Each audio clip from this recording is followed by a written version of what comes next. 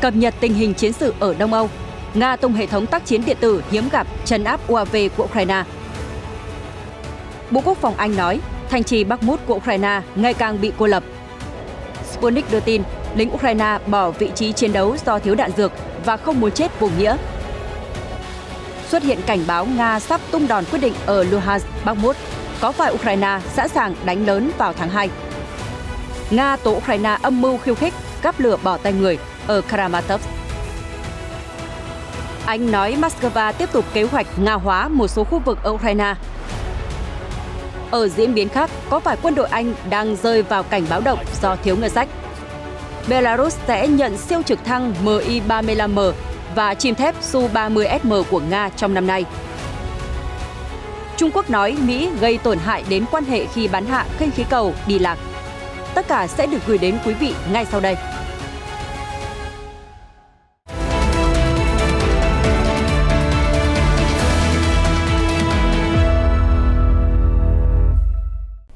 Chào mừng quý vị đến với chương trình tin quốc tế. Thưa quý vị, chiến sự ác liệt ở Ukraine có thêm nhiều diễn biến mới đáng chú ý. Lần đầu tiên, các hệ thống tác chiến điện tử Spores, Harpoon, Python và Trisba của Nga được phát hiện ở trận địa Đông Âu. Chúng được cho là khắc tinh đối với các máy bay không người lái của Ukraine. Hôm 6 tháng 2, trang tin của Nga Avia.pro dẫn nguồn tin từ Moscow và Kiev cho biết gần đây đã có nhiều hệ thống tác chiến điện tử mới và độc đáo xuất hiện trên chiến trường. Theo phía Ukraine, với tầm bắn tương đối ngắn, các hệ thống trên vẫn hoạt động vô cùng hiệu quả. Kiev đã triển khai một số biện pháp để chống lại một phần năng lực tác chiến điện tử của Moscow. Các hệ thống tác chiến điện tử nói trên được Nga dùng để chống lại máy bay không người lái của Ukraine. Chúng chỉ được kích hoạt khi UAV của Ukraine tiến vào khu vực nhạy cảm, nhờ đó nâng cao hiệu quả trấn áp dàn máy bay không người lái của Kiev. Đó là lý do các hệ thống trên được Nga triển khai dày đặc dọc theo toàn bộ chiến tuyến. Đáng chú ý, theo Avia.pro, trong suốt thời gian qua, không có thông tin nào liên quan đến hệ thống tác chiến điện tử Spores, Harpoon, Python và Trisba của Nga. Điều này cho thấy đã có nhiều phương pháp mới chống máy bay không người lái và hệ thống tác chiến điện tử ra đời khi cuộc chiến sục sôi mỗi ngày. Chiến sự ngày càng khốc liệt. Theo NHK, lực lượng Nga đang tiếp tục tấn công thành trì Bakhmut ở phía đông Ukraine. Trong khi đó, Bộ Quốc phòng Anh cho biết thành phố đang ngày càng bị cô lập. Lãnh đạo Cộng hòa Nhân dân Donetsk tự xưng Denis Pushilin hồi cuối tuần trước nói rằng các lực lượng Nga đang áp sát Bakhmut. Cập nhật hôm 5 tháng 2, Bộ Quốc phòng Anh cho biết Nga đã tiếp tục đạt được những bước tiến nhỏ trong nỗ lực bao vây Bakhmut. London hé lộ hai con đường chính dẫn vào thành phố có khả năng chìm trong hỏa lực sau khi quân đội Moscow đạt được nhiều tiến bộ. Bộ Quốc phòng Anh lưu ý thêm, vào đầu tuần này, lực lượng lính đánh thuê Wagner rất có thể đã chiếm được một tuyến đường nối Bakhmut với thị trấn Siversk. Hồi cuối tuần qua, Tổng thống Ukraine Volodymyr Zelensky cũng đã thừa nhận tình hình ở Bakhmut đang trở nên khó khăn hơn. Ông nói rằng quân Nga đang tung ngày càng nhiều lực lượng vào mặt trận, hòng phá vỡ hệ thống phòng thủ của Ukraine. Trước đó, vào ngày 3 tháng 2, nhà lãnh đạo khẳng định Ukraine sẽ chiến đấu giữ lấy Bakhmut càng lâu càng tốt. Vị Tổng thống lưu ý thêm, nếu nguồn vũ khí tầm xa được các đối tác cấp nhanh chóng, thì lực lượng của Kiev chẳng những không phải rời khỏi Bakhmut, mà còn có thể tiến lên giành lại toàn bộ vùng Donbass mà phe thân Nga nắm giữ từ năm 2014. Được biết, Ukraine đang kêu gọi các đối tác phương Tây cấp tên lửa tầm xa và nhiều loại khí tài khác, bao gồm tiêm kích. Đây rõ ràng là nỗ lực tăng cường phản công.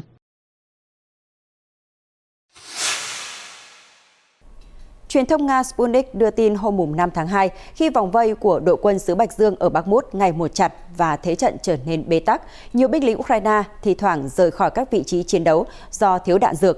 Vài người nói rằng họ không muốn chết một cách vô nghĩa. Theo Sputnik, thông tin trên được một sĩ quan quân đội Ukraine giấu tên chia sẻ với một tờ báo Mỹ. Viên sĩ quan này cho biết mình vừa rời khỏi khu vực tiền tuyến gần thành phố Bakhmut. Ông nói, đôi khi từ bỏ là cách duy nhất để cứu binh lính khỏi cái chết vô nghĩa. Các chỉ huy không thể cấp đủ đạn dược, cũng không thể giải cứu đội quân của mình. Trong khi đó, binh lính phải ở trong chiến hào nhiều ngày, không được ngủ nghỉ, như vậy họ sẽ cạn kiệt khả năng chiến đấu. Nguồn tin giấu tên lưu ý các binh sĩ trở nên thiếu kỷ luật là do công tác chỉ huy không hiệu quả.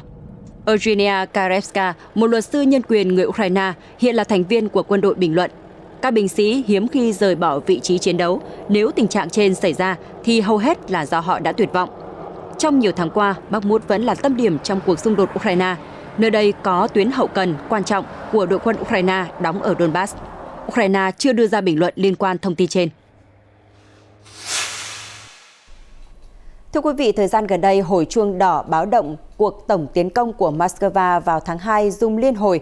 Trước diễn biến trên, Bộ trưởng Quốc phòng Ukraine Oleksiy Reznikov một lần nữa nêu quyết tâm sắt đá chống lại lực lượng Nga, theo NHK đưa tin mùng 6 tháng 2. Quyết tâm trên được ông Reznikov đưa ra trong cuộc họp báo diễn ra hôm mùng 5 tháng 2. Vị Bộ trưởng nói rằng Ukraine đang đề phòng khả năng Nga mở đợt tấn công quy mô lớn vào tháng 2, ngay vào thời điểm tròn một năm xung đột nổ ra. Ông lưu ý, Nga chưa sẵn sàng hành động, nhưng đó là chuyện sớm muộn mà thôi. Bộ trưởng Quốc phòng lưu ý thêm, không phải mọi vũ khí của phương Tây đều sẽ được chuyển đến Ukraine kịp thời. Dù vậy, Kiev vẫn sẵn sàng ngăn chặn đội quân Moscow. Viện Nghiên cứu Chiến tranh Hoa Kỳ cho biết thêm, Nga đang tập trung quân và khí tài để tung đòn quyết định vào phía tây Luhansk và khu vực Bakhmut. Đáng chú ý, Reuters đưa tin, trước giờ Nga đánh lớn, Ukraine chuẩn bị đưa giám đốc tình báo quân đội GUR Kirilo Budanov lên làm Bộ trưởng Quốc phòng Ukraine thay ông Oleksiy Reznikov. Tuy nhiên, thời gian thay đổi nhân sự nói trên chưa được xác định. Đáng chú ý, Bộ Quốc phòng Nga hôm 5 tháng 2 cáo buộc Ukraine đang âm mưu hành động khiêu khích trên quy mô lớn ở khu vực Kramatorsk thuộc Cộng hòa Nhân dân Donetsk tự xưng, mục tiêu là gắp lửa bỏ tay người, ngụy tạo bằng cớ tố Nga phạm tội ác chiến tranh. Sputnik dẫn nhiều nguồn tin cho biết Ukraine đã lên kế hoạch gây ra một vụ nổ có kiểm soát tại các cơ sở y tế ở Kramatorsk, sau đó cáo buộc Nga tiến hành cuộc tấn công có chú ý vào cơ sở hạ tầng dân sự. Bộ Quốc phòng Nga cho rằng các đặc vụ thuộc cơ quan an ninh Ukraine cùng các nhà báo phương Tây đã đến Kramatorsk để đưa tin về vụ khiêu khích sắp tới. Phía Moscow lưu ý, truyền thông phương Tây sẽ đánh giá vụ nổ là một tội ác khác mà Nga gây ra, từ đó kêu gọi các đồng minh của Ukraine đẩy nhanh quá trình chuyển giao tên lửa tầm xa cho Kiev. Bộ Quốc phòng Nga còn nói rằng nhân viên tại các cơ sở y tế ở Kramatorsk đã được sơ tán. Truyền thông Nga Sputnik bình luận, đây không phải là lần đầu tiên Ukraine dàn xếp một vụ khiêu khích như vậy ở Kramatorsk. Vào ngày 8 tháng 4 năm 2022, quân đội Ukraine đã bắn một tên lửa Tokayev vào nhà ga ở Kramatorsk, khiến 50 người thiệt mạng và 87 người khác bị thương. Chính quyền Ukraine và các nước phương Tây khi đó đã chỉ trích Nga, bất chấp Moscow chỉ ra các mảnh vỡ tên lửa đạn đạo Tokayev được tìm thấy nằm rải rác gần nhà ga ở Kramatorsk, chứng minh chỉ có lực lượng Ukraine sử dụng khí tài đó. Vào thời điểm đó, Bộ Quốc phòng Nga nhấn mạnh, tuyên bố của Ukraine về việc một tên lửa Nga bắn trúng nhà ga đường sắt Kramatorsk là hành động khiêu khích với mục đích ngăn cản hoạt động sơ tán, dùng người dân làm lá chắn. Hãng thông tấn Ukraine Union cho biết hôm 5 tháng 2, chỉ huy lực lượng không quân nước này, ông Mykola Oleshchuk đã xác nhận các đơn vị thuộc lực lượng tên lửa phòng không Ukraine đã ra nước ngoài học cách vận hành các hệ thống phòng không của châu Âu. Tháng trước, Pháp và Ý đã đồng ý cấp tên lửa phòng không Aster-30 và hệ thống phòng không tiên tiến Samty, thường được gọi là Mamba, cho Ukraine. Hãng thông tấn Ukraine Union dẫn lời ông Oleshchuk tuyên bố, tôi đã nhanh chóng quyết định gửi các đơn vị thuộc lực lượng tên lửa phòng không đi huấn luyện ở nước ngoài. Họ sẽ trở về nước cùng với hệ thống phòng không tiên tiến Samty. Trước đó, Phó Thủ tướng và Ngoại trưởng Ý Antonio Tajani cho biết, có khả năng các hệ thống phòng không mới của nước này sẽ được chuyển đến Ukraine trong khoảng 7 đến 8 tuần nữa. Tuần trước, EU tuyên bố tăng số lượng binh sĩ Ukraine mà họ dự định huấn luyện lên 30.000 người, mục tiêu ban đầu là 15.000. Hồi cuối tháng 1, Bộ Quốc phòng Anh thông báo các thành viên vận hành xe tăng Ukraine đã đến nước này để huấn luyện điều khiển xe tăng Triangle 2. London dự định chuyển giao khí tài này cho Kiev vào mùa xuân năm nay. Đối với Hoa Kỳ, Lầu Năm Góc cũng đang cân nhắc đào tạo người Ukraine sử dụng hệ thống phòng thủ Patriot tại một căn cứ quân sự trên đất Mỹ. Các báo cáo về việc lính Ukraine được huấn luyện tại Mỹ đã được công bố sau khi Tổng thống Joe Biden xác nhận Washington sẽ cấp hệ thống tên lửa Patriot cho Ukraine. Cho đến nay, Washington đã đào tạo cho lính Ukraine ở các nước châu Âu, cung cấp cho họ kiến thức chuyên môn về các hệ thống vũ khí khác nhau của NATO, bao gồm hệ thống pháo phản lực HIMARS. Nga ngày 5 tháng 2 cáo buộc lực lượng quân sự của các nước thành viên Liên minh châu Âu EU đã đồn trú suốt thời gian dài ở Ukraine trước cả khi xung đột bùng nổ. Phát ngôn viên Bộ Ngoại giao Nga Maria Zakharova viết trên Telegram, quân đội các nước EU từ lâu đã được gửi tới Ukraine trước năm 2022 dưới hình thức huấn luyện viên quân sự, cung cấp các dịch vụ đặc biệt và cả hình thức lính đánh thuê. Hãng thông tấn Anadolu chỉ ra, bình luận của bà Zakharova là sự phản ứng với phát biểu của quan chức đối ngoại hàng đầu EU, Josep Borrell. Gần đây, ông khẳng định các nước EU chưa từng cân nhắc khả năng gửi binh sĩ tới tham chiến ở Ukraine.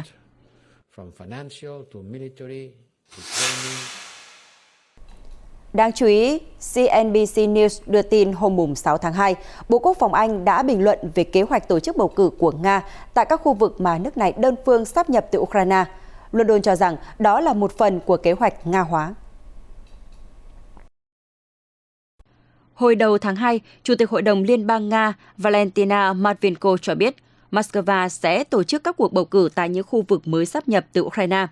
Dự kiến diễn ra vào ngày 10 tháng 9. Đây cũng là ngày diễn ra các cuộc bầu cử trên khắp nước Nga.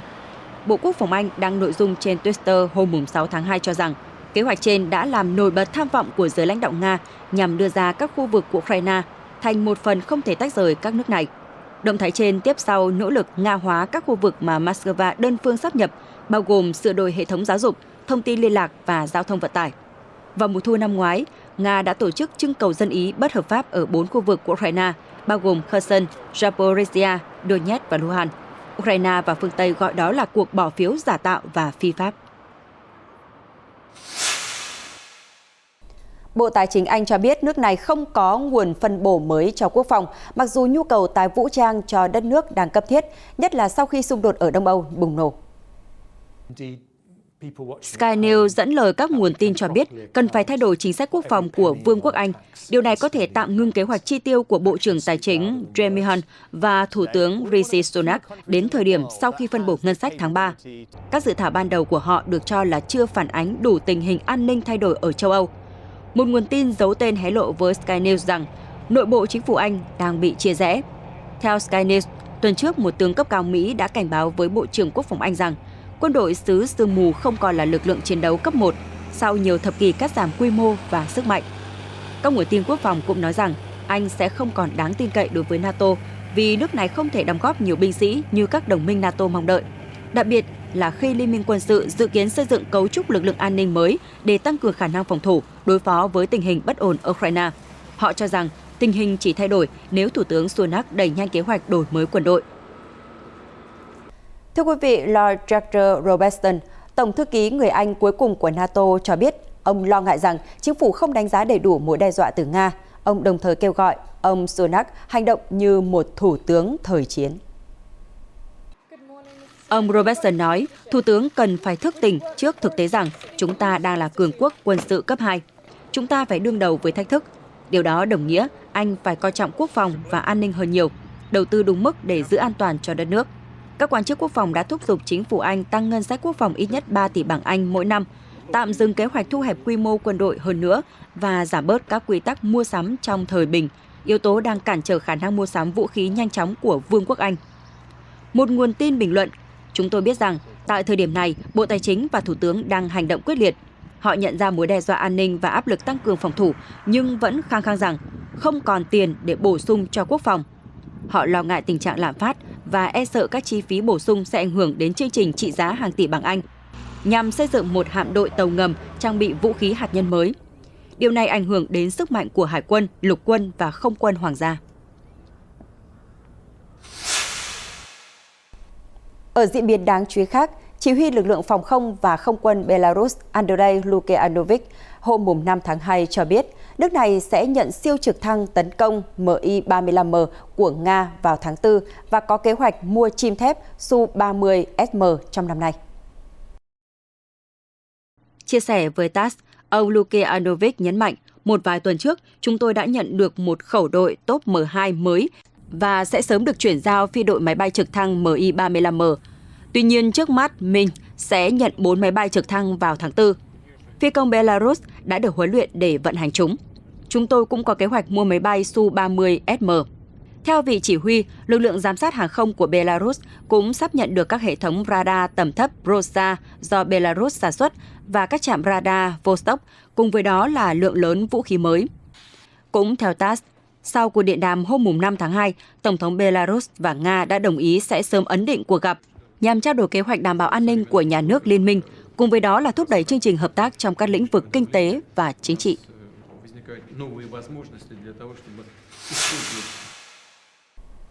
Sputnik đưa tin hôm 6 tháng 2, Ngoại trưởng Palestine Riyad al-Maliki đã chỉ trích các biện pháp trừng phạt mang tính tiêu chuẩn kép của phương Tây. Ông tỏ ra bức xúc khi Mỹ và đồng minh giáng đòn lên Nga do các hoạt động quân sự đặc biệt ở Ukraine, nhưng hoàn toàn phớt lờ việc Israel chiếm giữ nhiều khu vực ở bờ Tây và có hành động bạo lực với người dân Palestine. Ông al-Maliki nói, Mỹ và châu Âu đã áp đặt các biện pháp trừng phạt chống lại Nga vì các sự kiện ở Crimea. Tuy nhiên, họ kiềm chế và không có hành động nào chống lại Israel, quốc gia đã chiếm đóng lãnh thổ Palestine trong 50 năm qua. Rõ ràng, điều này phản ánh các tiêu chuẩn kép mà chúng tôi không thể chấp nhận. Chúng tôi yêu cầu cộng đồng quốc tế áp đặt các biện pháp trừng phạt đối với Israel vì đã chiếm đất đai của chúng tôi. Đặc biệt, Palestine tỏ ra bất bình khi phương Tây chia buồn về vụ xả súng ở Jerusalem khiến một số người dân Israel thiệt mạng, nhưng tránh đề cập đến cuộc đột kích của Israel vào trại tị nạn Benin. Ông al-Maliki nói, chúng tôi nhận thấy phương Tây đã dùng lối nói nước đôi khi đề cập đến các cuộc tấn công của Israel vào Palestine và ngược lại. Khi đề cập đến hoạt động của Israel, họ chỉ kêu gọi giảm leo thang căng thẳng, chứ không bao giờ trực tiếp lên án nước này. Được biết, vào ngày 26 tháng 1, ít nhất 9 người Palestine đã thiệt mạng và 20 người khác bị thương khi Israel bất ngờ đột kích vào trại tị nạn Benin ở bờ Tây.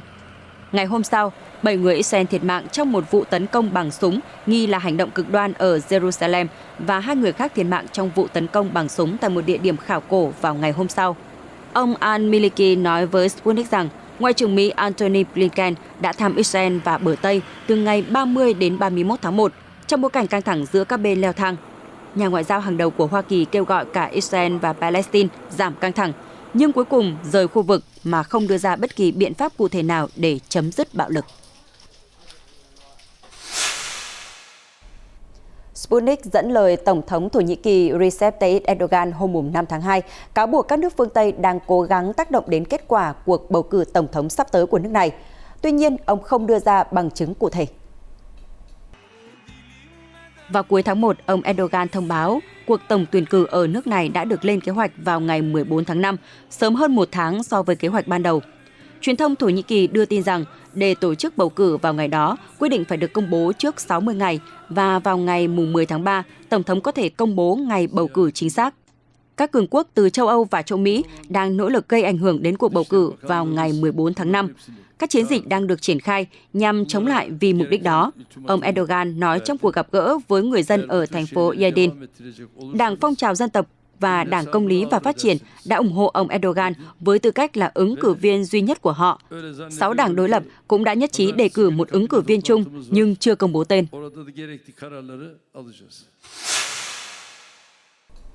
Như chúng tôi đã đưa tin, Mỹ tuần trước đã bắn hạ khinh khí cầu nghi do thám của Trung Quốc. Đáp lại, Bắc Kinh đã phản ứng mạnh mẽ, bày tỏ sự không hài lòng và phản đối gay gắt. Đáng chú ý, Trung Quốc ngày 6 tháng 2 cho rằng hành động đã gây tổn hại đến quan hệ giữa hai nước. Bộ Ngoại giao Trung Quốc ngày 6 tháng 2 tuyên bố quyết định của Mỹ bắn hạ khinh khí cầu của Trung Quốc đã tác động nghiêm trọng và gây tổn hại đến quan hệ Mỹ-Trung. Khinh khí cầu mà Mỹ đã nói là thiết bị do thám đã bay qua Bắc Mỹ vài ngày, khiến nước này hủy bỏ chuyến thăm tới Bắc Kinh của Ngoại trưởng Antony Blinken. Washington ngày 4 tháng 2 cho biết, một máy bay chiến đấu đã bắn hạ khí cầu ngoài khơi bờ biển Nam Carolina vì sự vi phạm không thể chấp nhận được của Bắc Kinh đối với chủ quyền của Mỹ. Đáp lại, Trung Quốc đã phản đối động thái, khẳng định đó là khí cầu dân sự phục vụ nghiên cứu khí tượng và các hoạt động khoa học. Bắc Kinh ngày 5 tháng 2 đã gửi đơn khiếu nại chính thức tới Đại sứ quán Mỹ tại Trung Quốc. Các hành động của Mỹ đã ảnh hưởng nghiêm trọng và làm tổn hại đến những nỗ lực và tiến bộ của hai bên trong việc ổn định quan hệ Mỹ-Trung kể từ cuộc gặp ở Bali. Thứ trưởng Ngoại giao Trung Quốc Tạ Phong cho hay. Vị quan chức nhắc đến hội nghị thượng đỉnh giữa Tổng thống Mỹ Joe Biden và Chủ tịch Trung Quốc Tập Cận Bình vào tháng 11 năm ngoái. Các quan chức Lầu Năm Góc ngày 3 tháng 2 đã mô tả khí cầu là một thiết bị giám sát, nói thêm rằng Washington đã thực hiện các bước để ngăn chặn khí cầu thu thập thông tin nhạy cảm. 2022 là một năm khó khăn đối với chính trường Mỹ, nhưng cuộc đua vào Nhà Trắng năm 2024 sắp bắt đầu và nhiều người muốn biết người dân Mỹ nghĩ thế nào về các ứng cử viên. Theo một cuộc thăm dò do Washington Post và ABC thực hiện, cử tri Mỹ không mấy quan tâm đến viễn cảnh diễn ra cuộc tranh đấu giữa Tổng thống Joe Biden và cựu Tổng thống Donald Trump. Thông tin được Sputnik đăng tải ngày 6 tháng 2. Cụ thể, theo Sputnik, nhiều cử tri của mỗi đảng trong hai đảng lớn của Mỹ đều không muốn ông Biden và ông Trump trở thành ứng cử viên của họ trong cuộc bầu cử Tổng thống Mỹ năm 2024. 58% đảng viên Dân Chủ và 49% đảng viên Cộng hòa nói rằng họ muốn một ứng cử viên khác. Hồi tháng 1 vừa qua, ông Trump đã xuất hiện trước công chúng tại bang South Carolina, chính thức phát động chiến dịch tranh cử Tổng thống. Trong khi đó, ông Biden mới chỉ nêu ý định tái tranh cử và dự kiến sẽ công bố cụ thể vào tháng 2 sau khi ông đọc thông điệp liên bang. Theo cuộc thăm dò trên, ông Trump sẽ giành chiến thắng với 48% phiếu bầu so với 45% phiếu dành cho ông Biden, với sai số kiểm phiếu là 3,5%. Đồng thời, 42% người được hỏi tán thành kết quả công việc của Tổng thống Biden, trong khi 53% không tán thành. Cũng theo cuộc thăm dò, tỷ lệ ủng hộ của ông Biden vẫn ở mức dưới 50% kể từ tháng 6 năm 2021. Một số phương tiện truyền thông Mỹ kêu gọi kết quả này là đáng ngạc nhiên và có vẻ tỷ lệ ủng hộ ông Biden không tăng lên, dù trong cuộc bầu cử giữa kỳ hồi tháng 11 năm ngoái, Đảng Dân Chủ đã thể hiện tốt hơn mong đợi.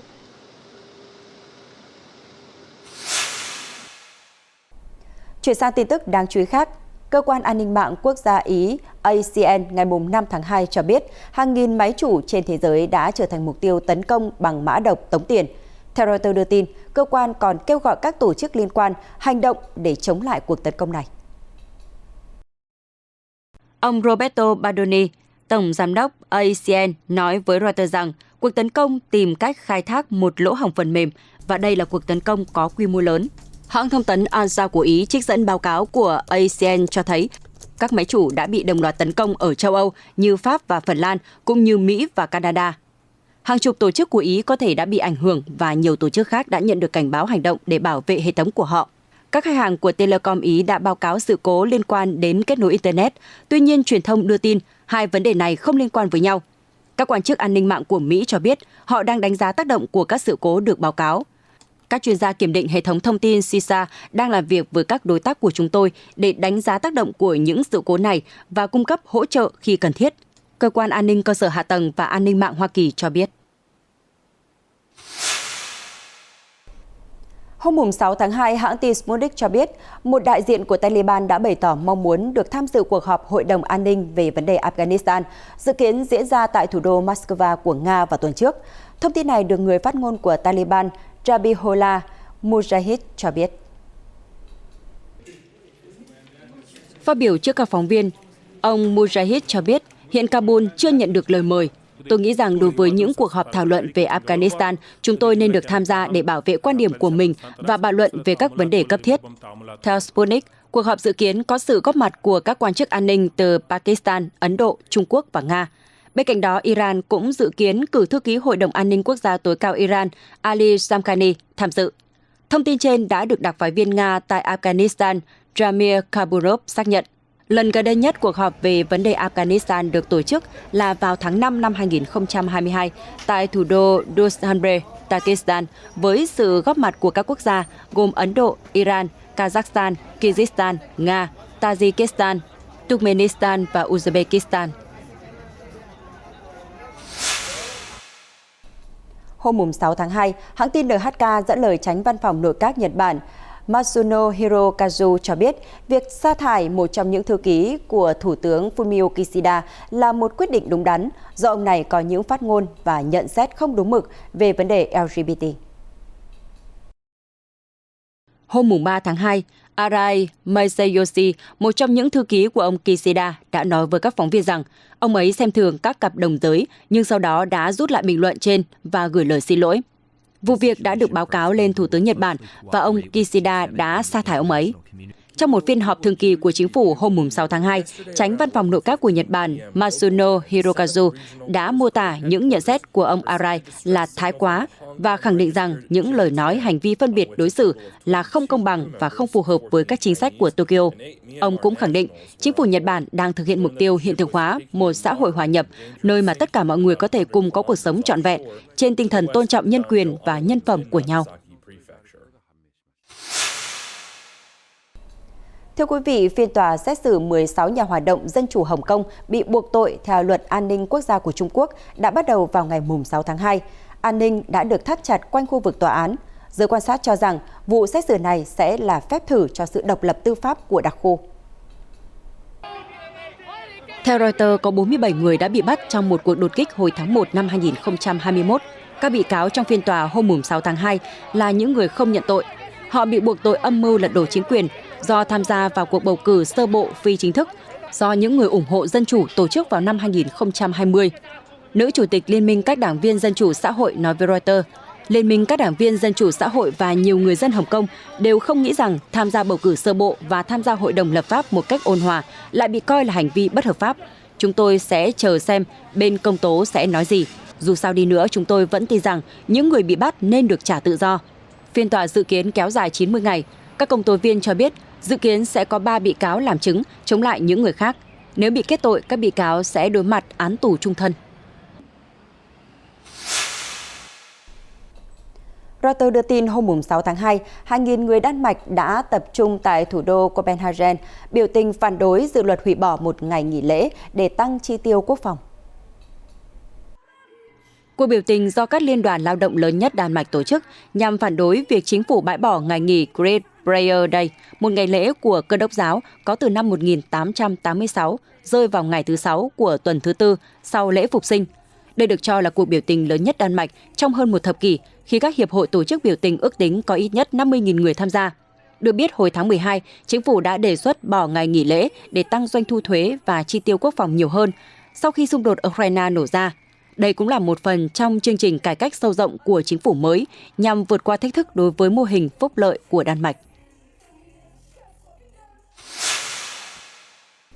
Thưa quý vị, hôm 6 tháng 2, các nỗ lực cứu hộ đã gấp rút được triển khai ở Diyarbakir, Thổ Nhĩ Kỳ sau trận động đất kinh hoàng mạnh 7,9 độ Richter.